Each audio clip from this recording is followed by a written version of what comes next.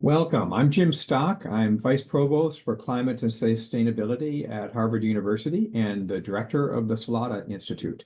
Welcome to this year's first edition of Harvard Speaks on Climate Change. I'd like to thank the Harvard Alumni Association for their help in putting this on and for helping to advertise this series.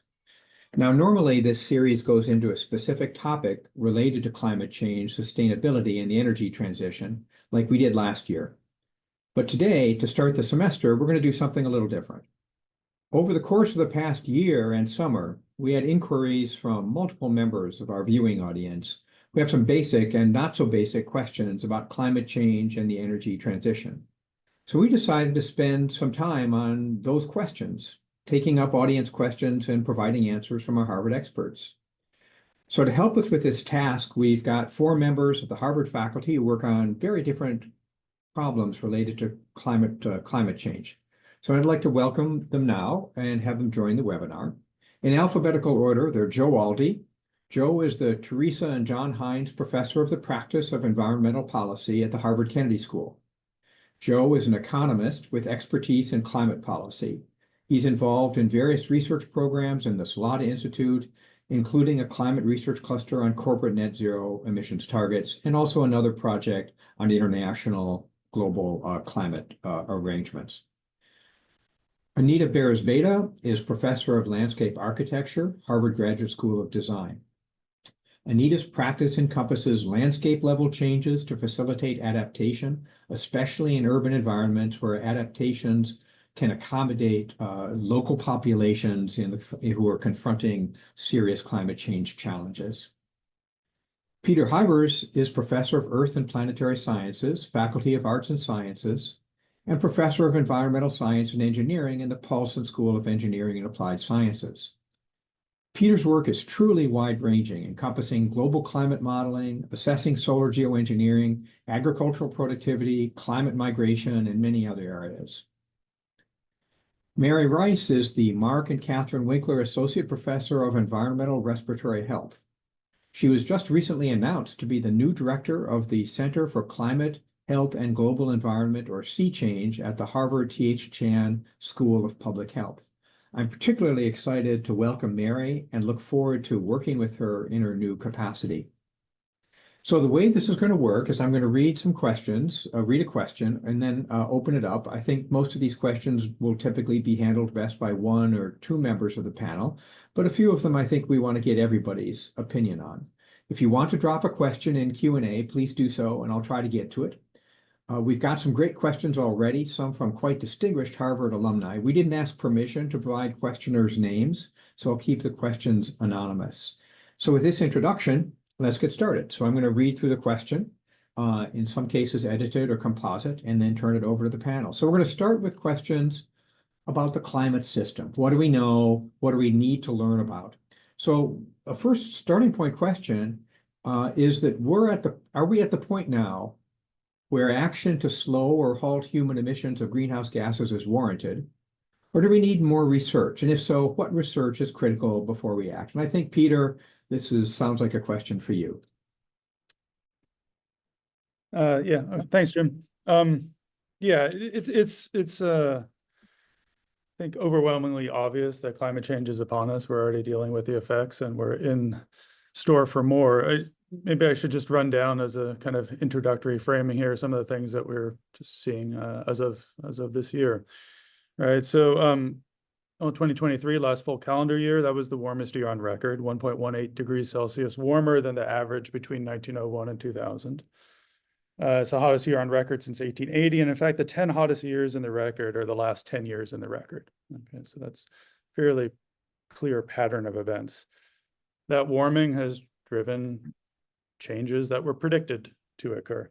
Arctic sea ice has declined. We had the 3rd lowest year on record this last year. Snow cover has declined by about a couple days per decade in terms of how often it's occurring in the Northern Hemisphere since the 1970s. And so we have 10 days less snow cover in most places in the Northern Hemisphere. We see hurricanes that can be more intense. And so Helene and Milton were definitely wake-up calls. And we're also seeing sea level rise continuously, about 3.4 millimeters per year. And so we know it's here. Now, I study and research the climate, and there's always more details that we'd like to know. What exactly are the risks? What are the sorts of adaptations and mitigation measures that are appropriate?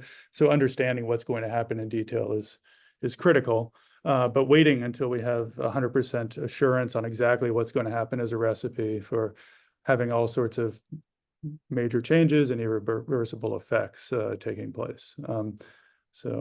Jim, I don't know if I can go on and on, but I'll stop here. Yeah.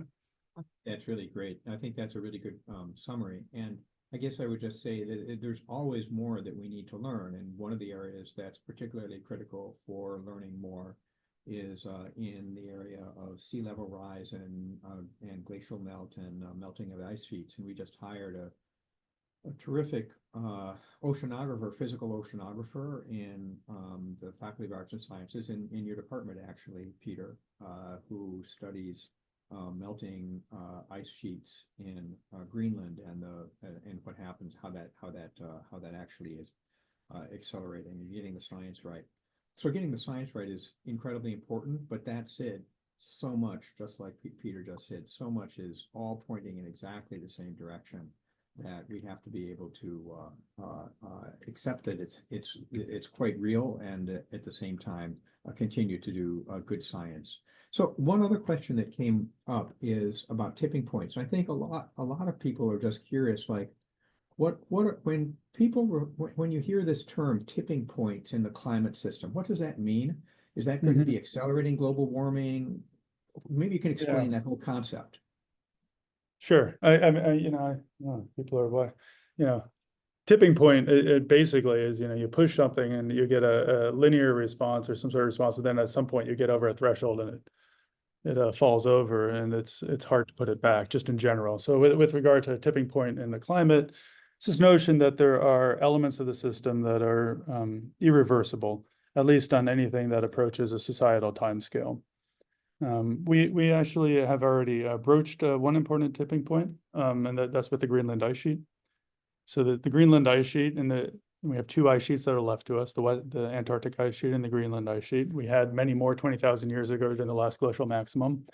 All of those ice sheets disappeared except for these two. And Greenland is, the reason why it can exist is it's tall and sits up in the atmosphere in fairly cold reaches of the atmosphere, and so it doesn't melt a whole lot. But as we've begun to melt it at its periphery, and as we've increased the temperature that it's exposed to, what we're seeing is that ice sheet is wasting away, and eventually, what will happen under the temperatures that we've already achieved, and will only accelerate going forward, is that ice sheet will disappear, and it won't come back, because you need a tall ice sheet to sustain the tall ice sheet. Once it's lower, it's hotter, and it's just not going to come back. So that's going to take place over a long time scale. And that's not the sort of tipping point that we're going to realize anytime soon, but it's going to waste away over the coming centuries and millennia.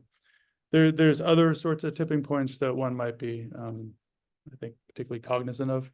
The sister to the Greenland ice sheet, the West Antarctic ice sheet, it's a very interesting one. It actually sits below sea level, and it has the susceptibility to, as it loses mass, to actually start to float and to peel off the bed that it sits on, and then you can get water underneath it, and it can actually erode much more quickly.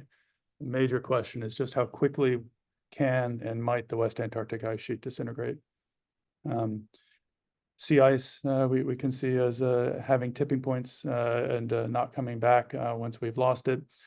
There's also things that are maybe a little bit closer to home. So if we think about the biosphere, right, we have certain ecological communities that exist in our present climate.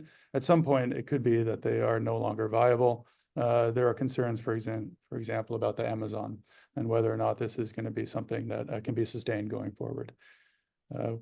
People speculate as well about ocean circulation as potentially being able to change in substantial ways. Could the pattern of El Niños that we've observed historically change such that we have kind of a lock-in of one particular type of ocean state that might exacerbate the rate of warming that we're observing? These are all possibilities. I've become kind of increasingly speculative in terms of what I'm talking about, but we have to be open to them and then, see back to where we let off here. There are things to research and understand in greater detail to understand what sorts of risks we are going to be exposed to in the short term, but also the potential for things that we simply can't undo once we've broken them. That's great. Thank you very much, Peter. Sobering. All of these changes that are happening in the physical system raise questions about what the impacts are on humans. And one of the leading things that we've had a number of questions about is health and climate change. So I think, Mary, that's your area.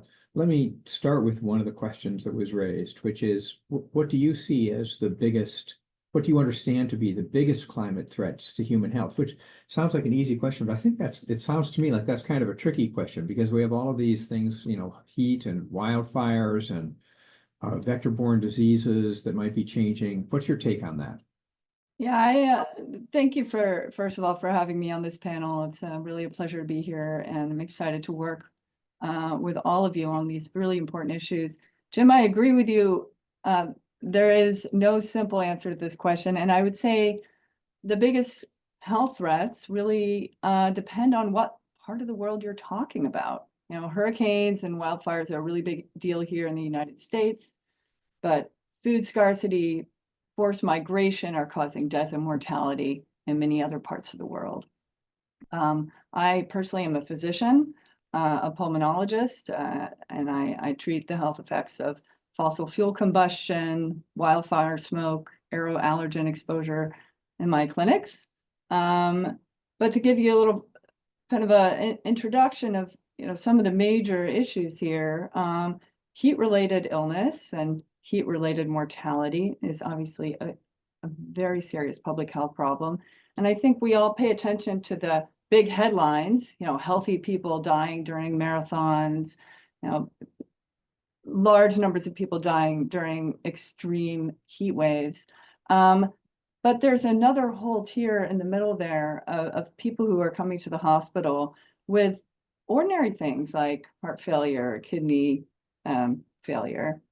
And they're not coming in with climate change or heat somehow carrying a label of that diagnosis. But we know from the evidence that we see a real increase in hospitalizations for a variety of chronic conditions related to heat. So heat, I think, is really important and under-recognized in terms of the total scope of that issue. Air pollution, as I mentioned, is a really big public health problem that I personally deal with in my clinics. And wildfire smoke is an obvious one. Wildfires are large destructive wildfires are increasingly common now, and the wildfire season is longer than it used to be. So there's a greater frequency of these really devastating wildfires that cause impaired air quality in the regions where the wildfires are located. But as we've all seen, that smoke can really travel. And there have been times in our very recent history where the East Coast of the United States had some of the worst air quality in the world because of wildfire smoke in Canada. Ground level ozone is another pollutant that we can't even see, but because of heat, we have more ozone pollution in cities, and that's another respiratory health hazard. I could go on and on about the health hazards of climate change. A couple of other really important ones I want to make sure we touch on are the spread of infectious disease, as you mentioned, Jim, due to crowding, sanitation, in the case of extreme weather events, changes in the ranges of vector-borne diseases, and food and water scarcity as a result of our drying climate. If I would end with one thing on the health issue that I think it can be overwhelming to think about all these hazards, right? It's just, so terrible, and it's affecting all of us, and it's affecting some parts of the world even more severely than others. But if we think about solutions, I think one simplifying message is that most of the emissions reduction efforts have immediate health benefits. So that's an important health argument, I think is part of this puzzle. Maybe you can clarify one thing, and I think this is related to your answer and related to one of the questions is, you mentioned heat, and for those of us who aren't doctors and don't really know about this, I might think of heat stroke, and I don't know too many people who get heat stroke or have a, sort of die from overheating. But then you read I read these articles where it says tens of thousands or even hundreds of thousands of people are excess mortality because of heat. How do we square that circle from what seems to be a fairly isolated thing of a heat stroke event? What are all the other sorts of issues? Like what you said, pulmonary, respiratory, heart issues. What's the physiology there? What's the connection? Oh, well, I could give a couple of examples. So let's say that your kidney function isn't perfect. And so, your kidneys are doing their best every day to try to manage your electrolytes and keep your body in equilibrium. And then on a really hot day, let's say you take your usual medications as you always would, that some of which might have a drying effect, and you don't hydrate yourself quite as well as you should have, and maybe you didn't replete your electrolytes as well as you should have, you're more likely to end up with kidney failure. And that's one of the most common reasons people come to the emergency room, right? So that's just one example of a chronic condition that is exacerbated by heat. And that wouldn't be recorded as a heat death, but it's induced, but it's basically a result of heat. Exactly. So Yeah, those studies that interesting. you gave as examples, they're looking, you can control statistically for things like air pollution, right? And then you could look at the differences in hospital visits for these different kind of chronic conditions in association with changes in heat. And that's how we arrive at those estimates that quite consistently show that we have excess mortality, not just from heat stroke. I mean, that's just a small portion of the overall health burden. That's really interesting. Another question that's a follow-up on that is more in the solution space. Is there low-hanging fruit in the global health, public health apparatus that could ease climate impacts? Is that education about extreme heat? Is it vaccines for communicable diseases? What are some of the things that we can be doing now that are not, going to be super expensive that we can actually implement it in the short run? Yeah, well, extreme heat is certainly an important public health issue that the medical and public health community could address more effectively, I would say, through public health interventions and clinical guidance, like things that doctors advise their patients on. So for one example is certain medications, their impact can be affected by extreme heat, for example. And so we could advise our patients on some of those issues more effectively. And actually the evidence has shown that many people don't take pretty obvious, simple measures that they might easily be able to do, both at home and in the workplace, to prevent dehydration and heat exhaustion, for example. So I definitely think there's opportunity to improve on our education for patients to help with adaptation. And actually Sea Change has developed some clinical resources in the form of toolkits that are already available online, have been downloaded over 20,000 times. But we also know that heat warning systems are insufficient, right? And we need more behavioral and implementation science to evaluate and then scale public health guidance interventions for heat. Great. Thank you very much.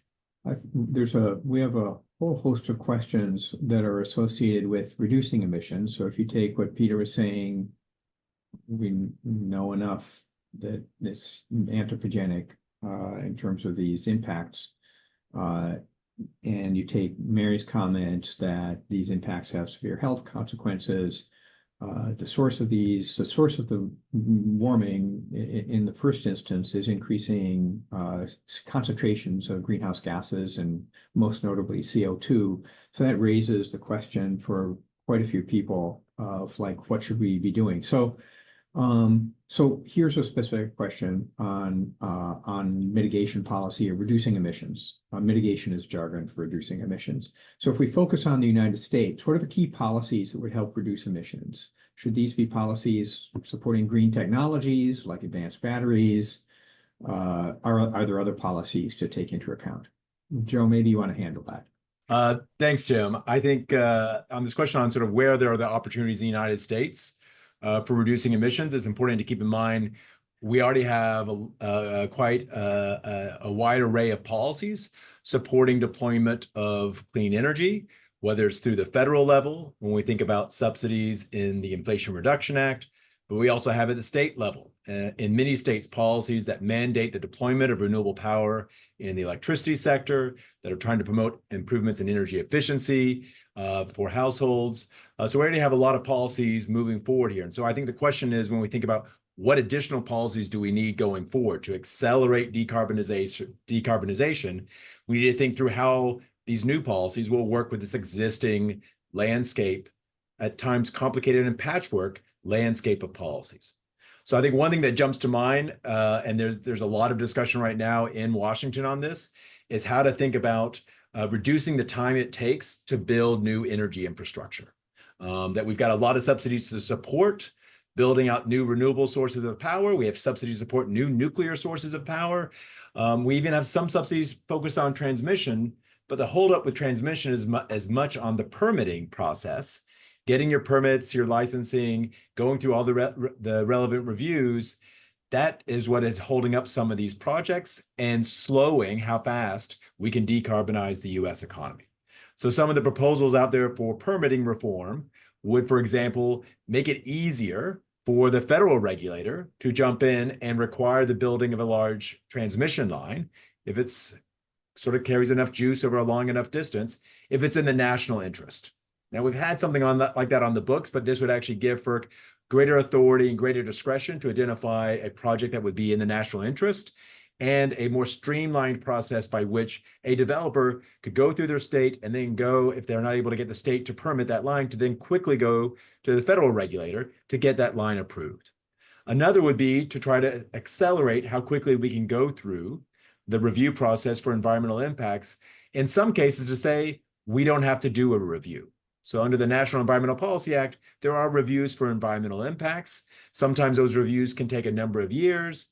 The proposal would say, if you're going to build a line through an existing right-of-way, if you're going to upgrade the capacity in that existing right-of-way, why do we have to go through the review process again? That's already a transmission corridor. That should be covered by what's called a categorical exclusion. So the idea is to think about ways in which we can accelerate the process by which we can site and build transmission lines. So I think that would be one that would have this kind of reform to make the regulatory process on energy infrastructure a bit more modern, to be on par with the more modern approach to subsidies we have through the Inflation Reduction Act.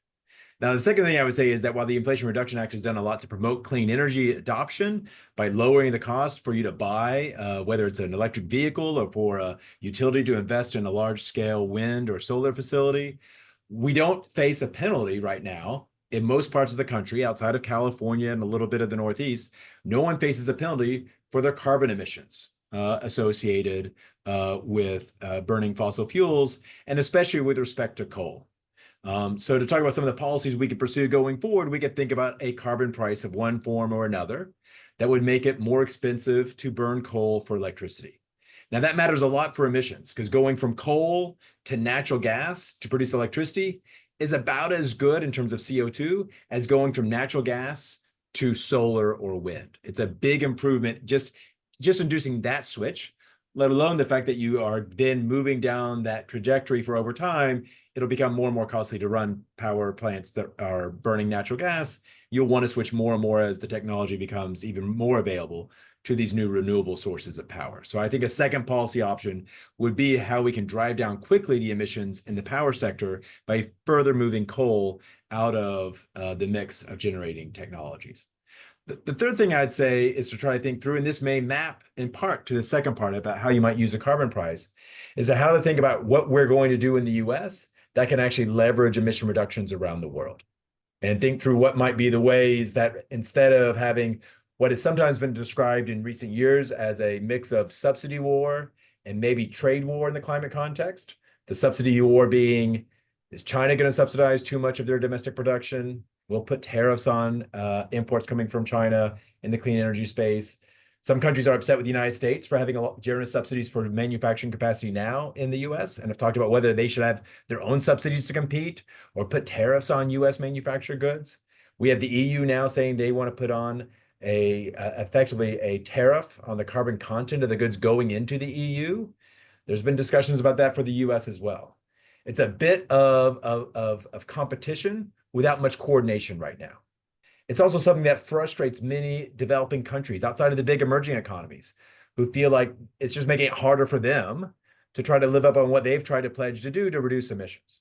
So I think there's an opportunity going forward to think through in a much more coordinated way among our trade partners what we're going to do to reduce emissions at home, how that contributes to what they're trying to do to reduce emissions in their countries, how we might be able to raise some revenues, some of which we will use them to address our domestic needs, but some of those revenues we could actually use to help enable developing countries to cut their emissions. That enables us to be able to say, as you're producing goods in these developing countries that come into our markets, they're not actually causing as much environmental harm. It may make it easier for us to leverage greater emission reductions abroad, because at the end of the day, whether we're cutting emissions here or any other country in the world, that has the same benefit for the global climate. And so I think it's going to be important for us as we move forward with our policies to not just cut our emissions here, but think about how we can use our policy implementation to leverage emission reductions in other countries. Can I add a little something to Joe's really good point? Absolutely. Please, Mary. So, Joe, I just wanted to add to your points about the climate benefit of transitioning away from coal. I think it's really important to point out that coal is a very, very dirty fuel when it comes to the health impacts. And so, yes, the impact on climate would be equivalent, but there's an immediate and a local health benefit every time you shut down a coal-fired power plant, and there's plenty of studies to show this. So it's important to get the health equity and the health costs and benefits integrated into these decisions. Yeah, thanks, Mary. That's Really really important point, Mary. If I could just say too, I think that matters a lot for how we think about the politics of these. Right? We've been talking for decades about putting a price on carbon in the US. The politics are thorny. There may be creative ways to think about the politics, but part of it, and we've seen some of this in the discussion about the Inflation Reduction Act, how do we highlight the local benefits of the clean energy transition? And whether that's improving the local environment and the air we breathe, whether it is in some places, how do we think about creating certain kinds of jobs that we think are going to be durable and valued in certain locations? There's different ways you can think about managing the politics that is going to influence how effective you can be on pushing on any of these policy levers. I think the politics gets really complicated, that's for sure, in our current environment. But the economist in me loves the fact that there's still somebody talking about a carbon tax. Yeah, I have a more narrow technical question, Joe. There's a ton to unpack in what you said, but one thing that is related to some of the questions that we received is you mentioned how going from coal to natural gas. So Mary made the point that reduces local particulates and SOx and so forth, and these various things that are going to cause respiratory illnesses. But on top of that, it's about half as much carbon emissions per megawatt hour or per the amount that you generate. That doesn't, the pushback that you might get from that is there's two pieces to that you might push back on. One is that going to mean that you're going to be building new natural gas plants and aren't those going to be around for a long time? And the second pushback is like, what about all these leaks? We know there's a lot of leaks from upstream from natural gas. They emit from the wells, and then that methane is a really potent greenhouse gas. And so if there's emissions from upstream methane, doesn't that kind of run against this argument? And I think, so there's actually two things there that you might want to comment on, because I think a lot of people wonder about this. It's a big debate. No, so I think it's a really important question, Jim. I think part of it is this question of if we're supporting natural gas, and there was a time when we would talk about natural gas as being a bridge fuel, that would enable us to make that transition away from having a coal-intensive power system. It was only about 15 years ago, more than half of the power in the United States came from burning coal. That's now less than 20%. So we're doing a lot to move coal out. A lot of what we've been doing, though, moving coal out has been replaced by natural gas. We are seeing a lot more renewables coming online. We brought more solar online last year than any other type of electricity generating technology. But I think it is going to take some time to be able to develop a grid that can rely on very high levels of renewables given the intermittency in certain parts of the country, certain times of the year, and the power that can be produced by renewable technologies. And so there's a sense in which natural gas can still play some role in sort of managing the reliability of the grid, even as we increase the penetration of renewables. But I think as we continue to subsidize renewables, and if we can make it easier to build out both new renewables generating facilities and the transmission lines to get to them, it's going to make it easier to have natural gas playing a smaller and smaller role over time, and really just assuring that kind of reliability that people have come to count on in the grid. And that matters a lot, I think, politically. To your point on methane emissions upstream and the production of natural gas, I think that's very important. It's an issue that we are covering and addressing in one of the Salata Institute clusters that focuses on methane that our colleague Rob Stavins leads for us. That spans, it's about 18, 19 faculty now, all across the university, including those who are working with and partnering with EDF and others to really understand where emissions are occurring by helping develop both the satellite technology to surveil the emissions, but to measure actually concentrations, but then to also have the very clever data science and how we evaluate the atmospheric chemistry to be able to identify who's the source of emissions when we see the concentration in a given place in a given point in time go up, and be able to then really target our work. And this is where our colleagues at the law school come in, as they've worked with EPA on a new regulation, target our work to really cut down the emissions at those super emitters when we see big hotspots of methane occur, often unknown to the oil and gas producer. Something's failed in their equipment and they're not aware of it immediately. You have this big hotspot occur. So I think it is important that there's a concern that if we use more natural gas, we could have some methane emissions upstream. We do have a very stringent EPA regulation that has recently been promulgated. It is tied with actually a, if you will, carbon price or a carbon equivalent price. There's a methane fee in the Inflation Reduction Act. So if that EPA regulation is not being fully implemented and complied with by an operator, we can actually apply a pretty stiff tax to their methane emissions. So you're right, it is a problem, but it is one where we have other policies that are moving right now to address and reduce those emissions of methane that occur at our oil and gas operations.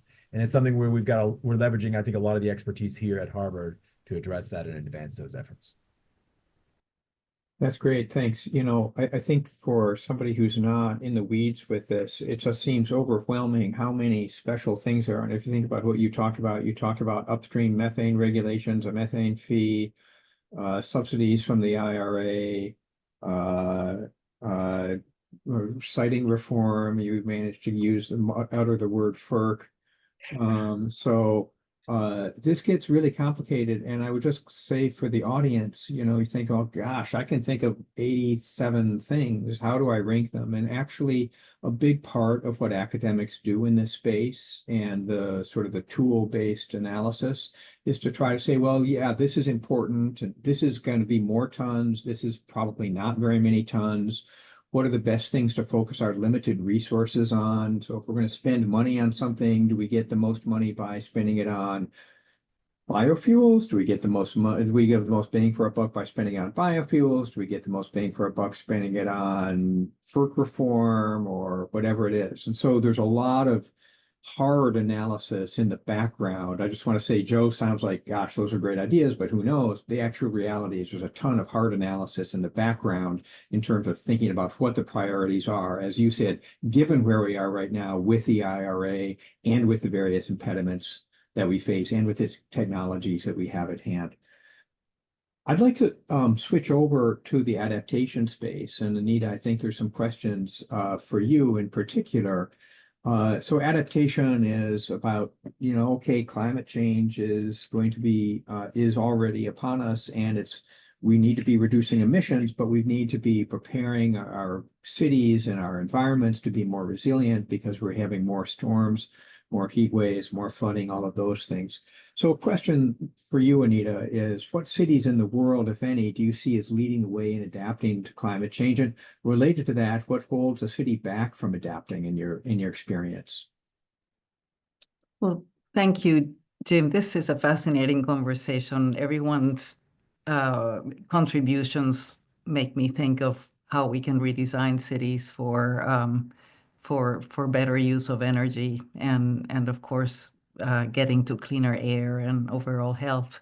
I think it's a spatial thing as well as a given thing that we that we need to accept.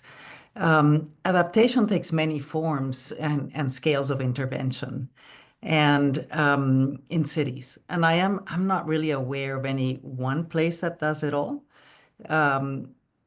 However, there's several cities that really serve as examples of addressing adaptations in specific ways. So, for example, Scandinavian countries tend to lead the way in net zero construction and in circular economy. So Copenhagen, for instance, is very well known. Perhaps the best example of developing circular economies in the city to reduce energy and consumption and recycle, etc. And of course, Germany has been a leader for a very, very long time, many decades, in coming up with alternative uses to energy and incentivizing homeowners to put solar panels in much more extensive ways than the US. There are companies like Snohetta in Norway, Henning Larsen and Covey in Copenhagen again, who have been ahead of other planners and designers in carbon calculation and materials recycling. Again, these are, even though these are global firms, they have many, many studios around the world, and they work on a very broad variety of projects in urban environments. They have developed these new ways of working because they come from a context where there is a regulatory and incentive environment there that has pushed them to reinvent design, broadly defined. And Singapore is another place where we know that they've been a leader in more ecologically focused developments within their cities. In this country, when it comes to adaptation to risk, of course, New York and Miami have both have had to jump into this because of their recent disasters.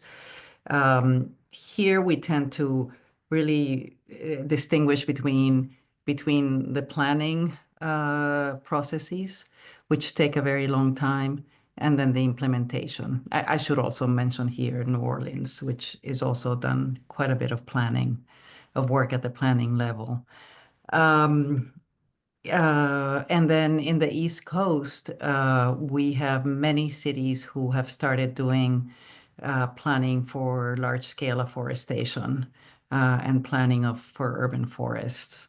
This, of course, is a major, when we say we all bear climate change, but we don't all bear it equally. If you look on Google Earth, on top of any city around the world, you see where the green is, and you see that that's where the wealthier areas are, and the places with no trees are the places where there's great precariousness. So the cities in the East Coast, Washington, Atlanta, Philadelphia, Baltimore, they're working on foresty plans that are equity-centered for environmental and climate justice. And these are all things that can be quantified. Boston and Cambridge itself in our area have done forest plans a couple years ago. And it's remarkable the kind of information, the measurements that one can take of the heat island effects, the degrees that one can begin to lower the temperatures and to guide ventilation in cities using vegetation. So So again, no one has really tackled everything. I think every city really works with what they can work with. To your second point, there is always budgets and there's always politics. And so even, for instance, even though Boston is now implementing their climate ready plan, this plan has been in the planning stages for probably more than a decade. And now they're starting to construct resilient waterfront projects. So it's slow and it's political. As Joe just mentioned, and then the question is always, how much money is there and who should pay for what? And this is the core of the subject, right? I think we need to really find a way of paying for what needs to get done, that it's not, clearly some sectors of cities pay a lot more taxes than others, but reinvestment goes into those areas, and that money needs to be spread out. There's got to be some kind of policy to begin to figure out how to work at climate justice and environmental justice so that we can all bear the brunt of what's happening in the same way. That's really helpful, and it's it's actually especially helpful to think about how there's this range of solutions, from very complicated and costly and long-term solutions, such as changing building materials, and that's going to phase in over a long period of time, to things that might be much more tangibly and have shorter term benefits, like have afforestation, getting more green space in urban environments to directly affect the heat burden that is in the most concrete and brick of our environments, which is typically the urban centers and the least affluent centers. And so there's sort of shorter term things to do that can be directly useful in that regard. Except that they're very difficult in the sense that the urban ground is a contested ground. And what that means is, if you think of the space underneath a sidewalk, there's no soil. And there's no soil because there's so much infrastructure. And that space underneath the sidewalk on the road is just full of the infrastructures that we depend on. Water supplies, sewer pipes, electricity, cable. I mean, you name it, there's just very, very little soil, and a tree needs a lot of space in its roots. And so convincing, traffic engineers, convincing any neighborhood, that we need to relocate, that these are all costly things. And so a tree, it is true, at one level is a very basic sort of human need, and another, it's a huge technological problem. So, for instance, the Cambridge Forest Plan is fascinating because most of the spaces that are available to plant more trees are inside people's private property, such as their front yards, because you might all remember how narrow the sidewalks are in Harvard Square and in Cambridge. So, and so then this is also a political problem. What do people think? They're going to be forced to be planting trees? Do they have other plans for their yards? And this is the moment where we all need to think about the greater public benefit, even in our own private sphere, I think.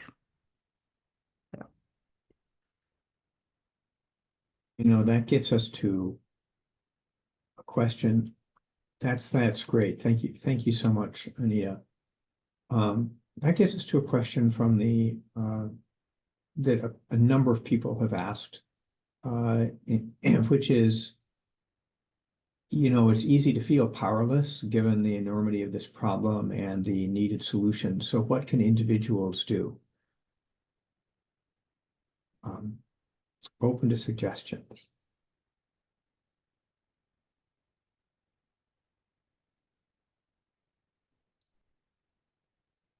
Well, Stump we've the experts seen here. that we've seen that even small moves have a big impact. I mean, Cambridge doesn't have plastic bags in their markets.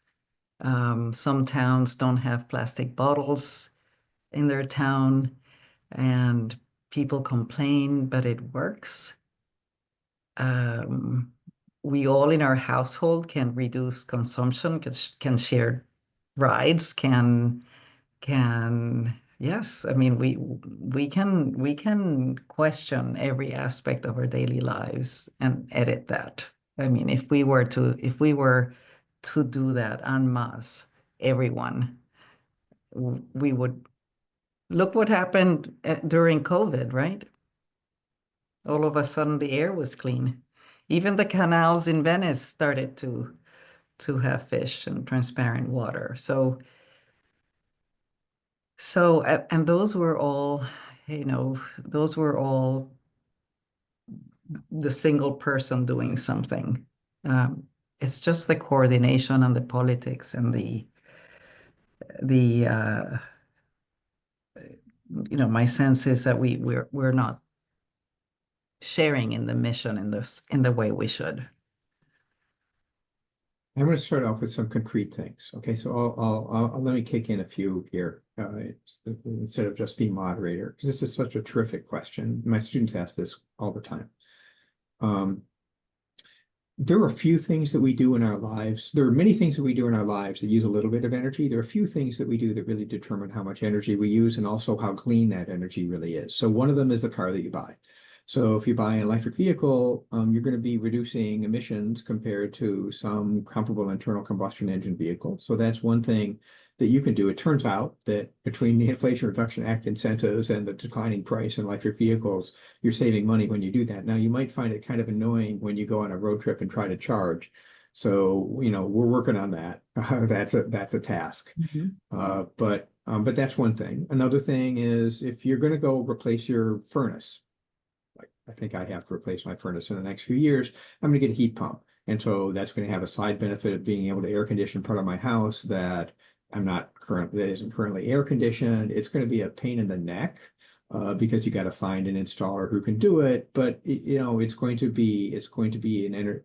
reduce the amount of greenhouse gas emissions I'm using because it's going to switch off of my old oil furnace, which I still have because a lot of us here in the Northeast still heat by oil, and it's going to turn it into something that's electric. And as the grid gets cleaner and cleaner, that's going to be a low carbon activity. So there's a number of big things that we do in our lives that actually really impact how much emissions we're responsible for. So a smaller but still important is thinking about your range. If you're going to buy a new range, having an electric range is going to be an environmentally sort of fewer emissions than having a gas range. So there's a number of things like that. So that's just a few activities off the top of one's head. And that doesn't get into the political sphere, but maybe somebody else is going to venture into the political sphere. Peter, Mary, do you want to jump in?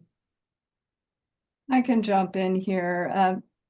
I think as several of the panelists have pointed out, this is not a problem that any one person can solve. And I think I've often gotten questions that are of a tone like, what can I do? And we feel so frustrated that we can't just fix this problem. But clearly the answer is for many voices to engage and for many people from all perspectives to weigh in. And so I'd give two examples coming from the healthcare sector.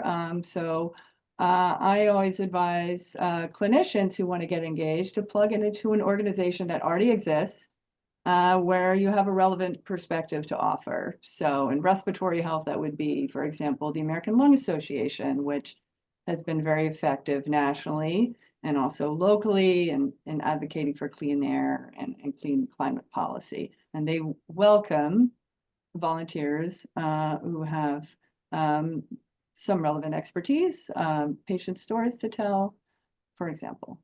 So working with a group that already exists, so you don't feel like you have to do all this on your own. And another is to look at your own organization, your own institution where you work, because that's a place where your voice matters, no matter what your discipline is.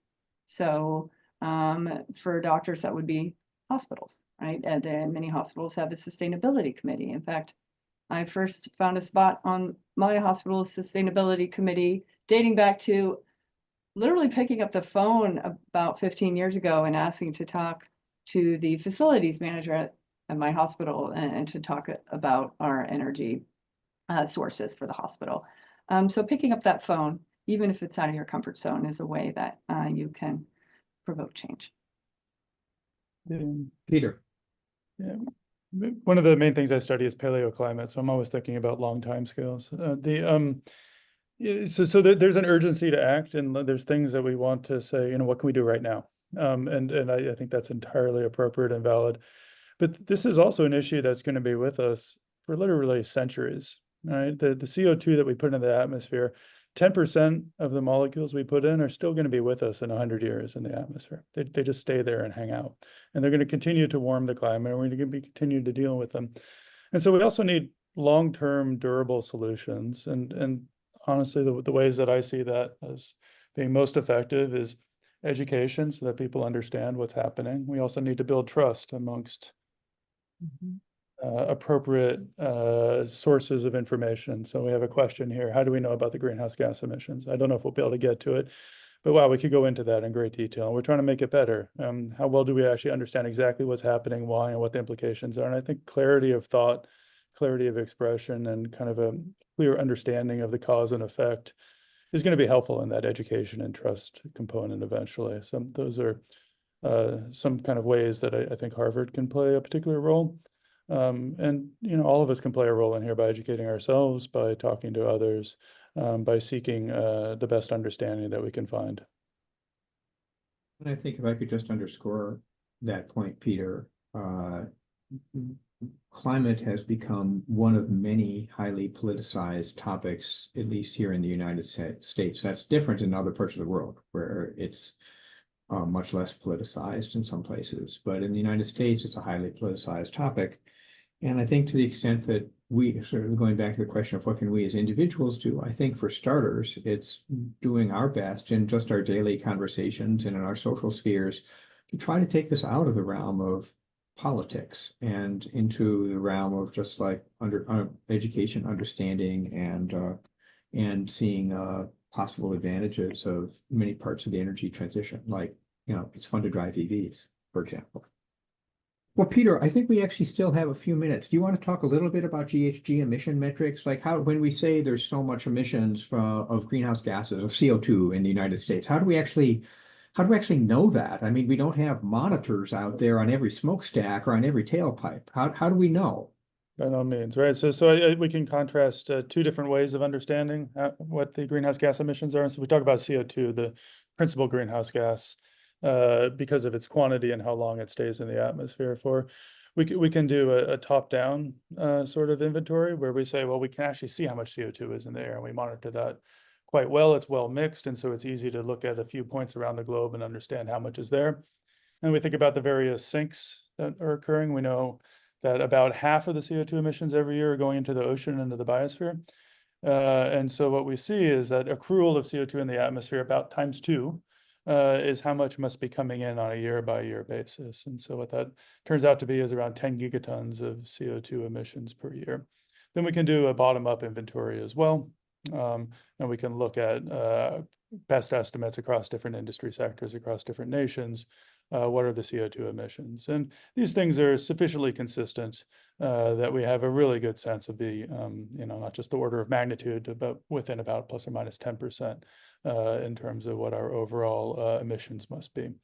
There's also other greenhouse gases like methane, which are a lot harder. They only stay in the atmosphere for 10 years. And so these things are eroding as they're being put up there, but the faster we put them up, the higher the concentration. Each molecule of methane is a really potent greenhouse gas.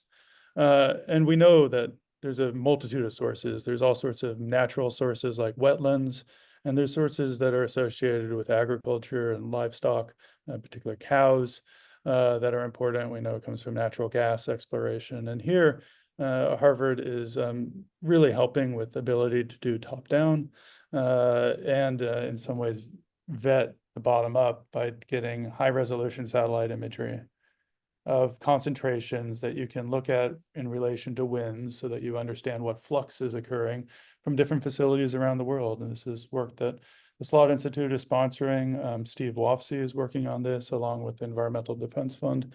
It's really going to be exciting to see just how much detail they're able to add and how much more insight we can get into where the methane is coming from and why it's accruing in the atmosphere and why methane concentrations are going up as quickly as they are now.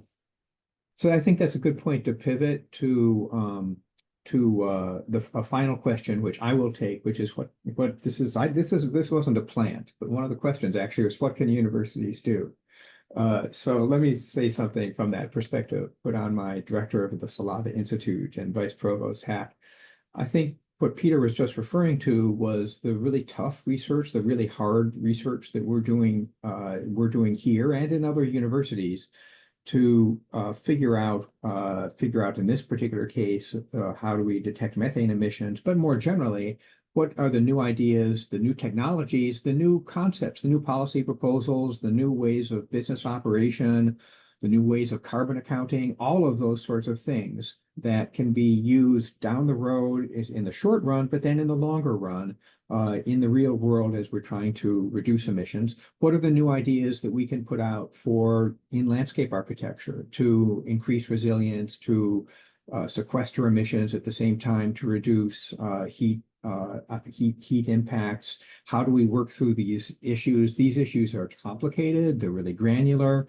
They require having the time and the smart students and the research ability to actually try to figure them out. So that's one thing that we can do. And that's something that we can do universities really uniquely. That's really one of our sweet spots. Another sweet spot is education. So we've got these fantastic students who are really blessed by unbelievable students who are going to have really important careers as they go out from our undergraduate and graduate populations at Harvard. How can we provide them with the right education? Climate situation is going to evolve. It's going to be different in 10 years than it is today. It's going to be different 10 years after that and different 10 years after that. But as Peter points out, these effects are going to be with us for a long time. And that means that we need to make sure that the students have the right education, not just about the science or not just about the policy or not just about the health, but across the board in all of these different areas. So they're able to have productive careers in this field. And I think the third thing we can do is we can serve as a framework for exchange of ideas between members of the general public, between climate professionals, between academia. The research done in academia is going to be better as we learn more about the needs of the private sector and the needs of the public sector, and hopefully our ideas will percolate there too. So I'm really excited about all of this. Thank you very much for this. We are now going to wrap this up. Thanks, audience, for your participation. And we will come back again in a month in our regular format, where we'll have one or two Harvard experts presenting their research on a relevant climate problem, and we'll kind of take a dive into what they're doing in their labs and learn about that. But thank you very much, and thank you so much to the Harvard Alumni Association for your help in putting this on. So thanks very much.